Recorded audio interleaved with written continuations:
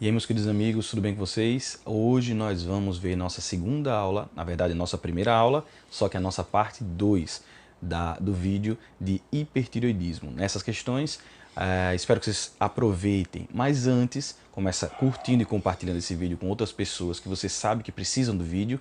Também deixa aqui o seu comentário e se inscreve no canal. Não se esquece de ativar as notificações clicando no sininho, que isso é muito importante para que você receba diretamente os vídeos aí na sua caixinha de vídeos aí do YouTube, tá certo? Então vamos começar.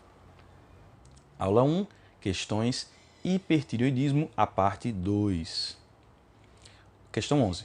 Em relação ao hipertireoidismo, assinale a alternativa errada. Letra A. A tireotoxina pode determinar o aparecimento da caquexia grave. Letra B. Alguns pacientes com hipertireoidismo podem desenvolver hipotireoidismo espontaneamente. Letra C. Está formalmente contraindicado o uso de solução de iodo Lugol em paciente em crise tireotóxica. E letra D. Nos testes de supressão de T3, os pacientes hipertireoides não conseguem suprimir a captação tireoidiana do radiofármaco quando recebem T3 exógeno. Como a gente viu no nosso vídeo anterior, da parte 1, a gente falou um pouquinho sobre o Lugol em cirurgias de tireoidectomias. Nessas cirurgias se utilizava o Lugol antes para poder fazer com que a glândula diminuísse a liberação de hormônio tireoidiano. E aqui está dizendo lá na letra C que está formalmente contraindicado o uso do Lugol em paciente com crise tireotóxica, quando é justamente quando você precisa reduzir essa liberação de iodo pela glândula. Então está errado, totalmente errado. Não está contraindicado, ele é utilizado nessas situações. Então os beta-bloqueadores, o Lugol, os corticoides, eles são utilizados para poder diminuir a sintomatologia em crises tireotóxicas. E o tratamento, justamente para o hipertireoidismo, seria ou o metimazol ou o próprio tiracilo, nesse primeiro momento, né? Posteriormente, a gente poderia usar radioiodo ou até a tireoidectomia como tratamento. Mas na nossa crise tireotóxica, a gente poderia fazer uso do Lugol. Então, essa letra C está errada, não está contraindicado. Pelo contrário, é indicado. Próxima questão. 12. Paciente com doença de Graves e chega ao pronto-socorro com quadro de febre, sudorese excessiva, taquicardia sinusal, 160 batimentos por minuto e agitação psicomotora. O diagnóstico mais provável e a prioridade inicial do tratamento nesse momento são, respectivamente: letra A, feocromocitoma, introdução de antipirético. Letra B, crise tireotóxica, introdução de beta-bloqueador e propiltiracila. Letra C, sepse, introdução de antibiótico de amplo espectro. Letra D, síndrome de abstinência alcoólica, introdução de benzodiazepínico. E letra E, síndrome neuroléptica aguda, introdução de dantroleno. A gente tem um paciente com síndrome de Graves, doença de Graves, que tem um quadro de sudorese excessiva, febre e taquicardia sinusal. E agitação psicomotora. O que é que ele está tendo? Ele já deu todas as dicas para você, não falou de mais outras características, e o diagnóstico que é mais provável é a crise tireotóxica, que justamente acontece nesses pacientes pelo aumento da liberação do hormônio tireoidiano. Então seria a letra B. E o beta-bloqueador, como o propranolol, eles fazem o quê? Diminuição da sintomatologia, porque eles diminuem a liberação de hormônios também, como o Lugol e a propiltiracila, que vai fazer o tratamento desses quadros. E do hipertireoidismo de forma geral. 12, letra B. 13. Paciente com agitação, hipertermia, hipertensão e sudorese dá entrada no hospital. Apresenta histórico de disfunção tireoidiana e uma das hipóteses inicial é a tireotoxicose. Qual dos antihipertensivos abaixo listados apresenta ação de diminuir a tempestade tireoidiana? Captopril, que é um IECA. Propranolol, que é um beta-bloqueador. Letra C, furosemida. Letra D, carvedilol. O que tem essa propriedade de reduzir a liberação do hormônio tireoidiano é a letra B, o propranolol. Letra B. 14. Em uma mulher de 30 anos foram evidenciados os seguintes achados: TSH de 0,01, o valor normal seria o menor de 0,3, então está baixo esse TSH. T3 de 300, o valor normal é até 200, T4 livre de 0,3, captação de rádio e iodo nas 24 horas, 3%, ou seja, está hipocaptante, que é de 15 a 30, ele está hipocaptante. Ultrassonografia de tireoide evidenciou nódulo misto de 0,5 milímetros no lobo direito. Qual a hipótese diagnóstica mais provável?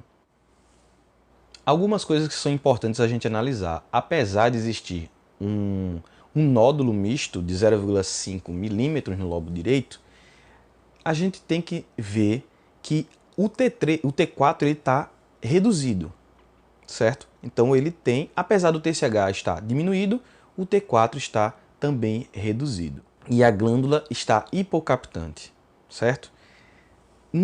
Por que não seria uma doença de Plummer, que é um adenoma tóxico? Porque nessas doenças, a glândula não é hipocaptante, ela é hipercaptante, ela capta justamente nessa zona do nódulo.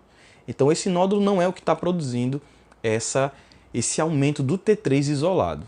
Quando a gente tem uma paciente com TSH baixo e o T3, somente o T3 alto, a gente vai pensar na intoxicação por T3, ou seja, o paciente ele está querendo emagrecer, está fazendo uso de T3, e aí ele começa a ter uma intoxicação e começa a produzir um hipertireoidismo pelo uso de T3, que seria a letra B, tireotoxicose factícia, esse é o nome, por ingestão de T3. Essa seria o mais provável, porque a gente tem uma captação de iodo reduzida pela glândula. Não seria normal ser um Plummer, certo?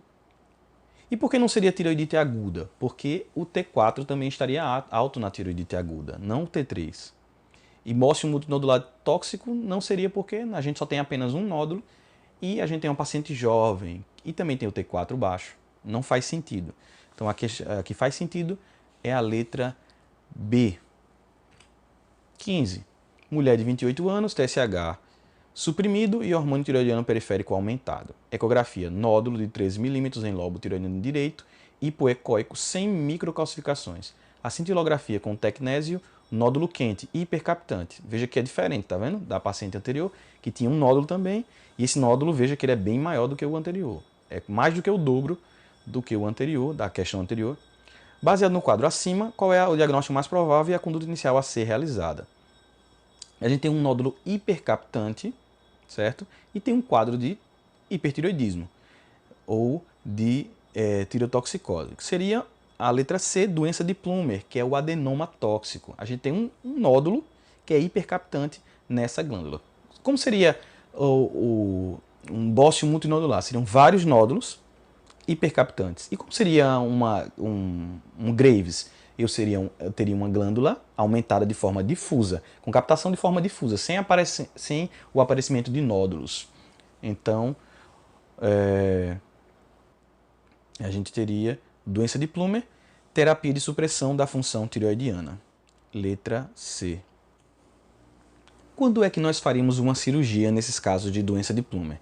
Quando fossem nódulos extremamente grandes, ou então em casos de crianças ou adolescentes, ou então em casos onde esses pacientes eles necessitassem voltar ao estado eutireoide o mais rápido possível, porque teriam risco de vida.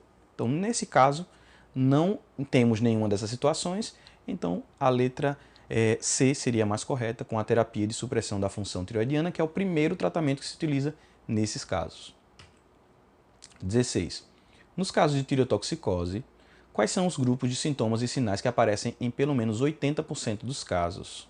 Da letra B, palpitações e tremores, eles são muito frequentes, mas fibrilação atrial não é tão frequente nesses pacientes. Eles têm palpitações, mas a fibrilação atrial é uma coisa que não é em mais de 80% dos casos. A perda de peso é frequente, mas o aumento do apetite e a diarreia não são frequentes, mais de 80% dos casos. Então esses dois já excluiriam essa questão.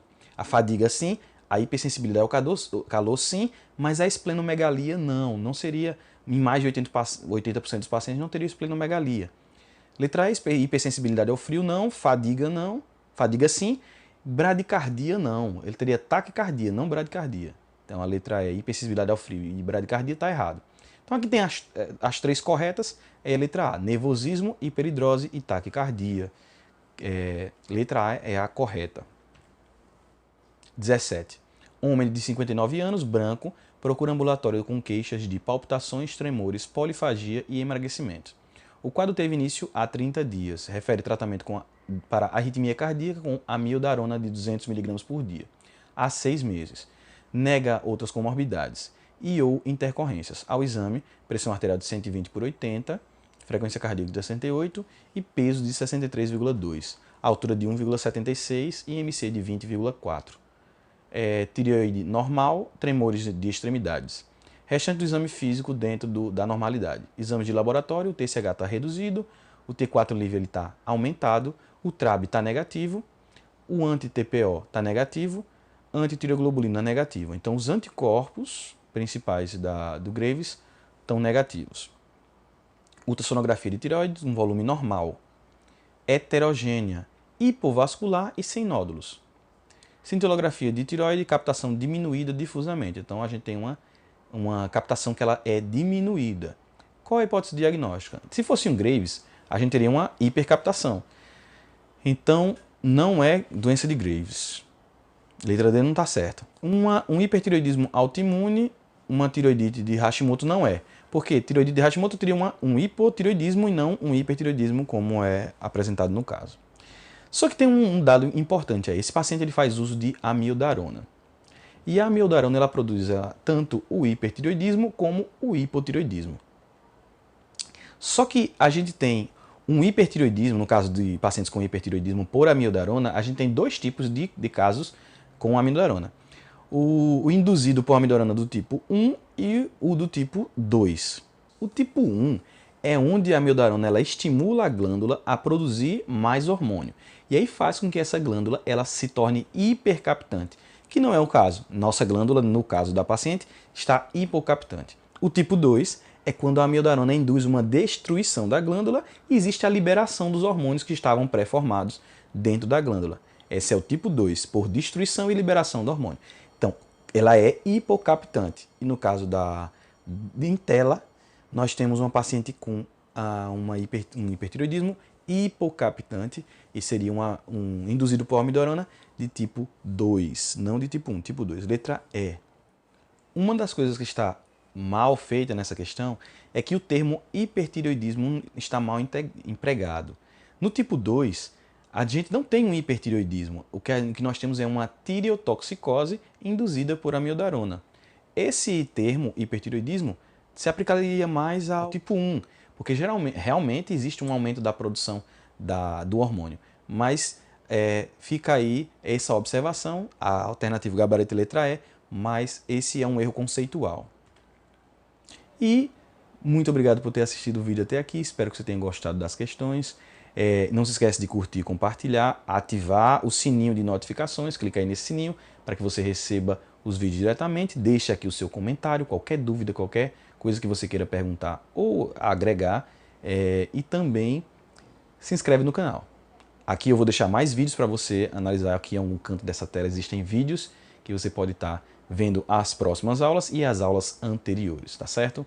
Um grande abraço e até o próximo vídeo.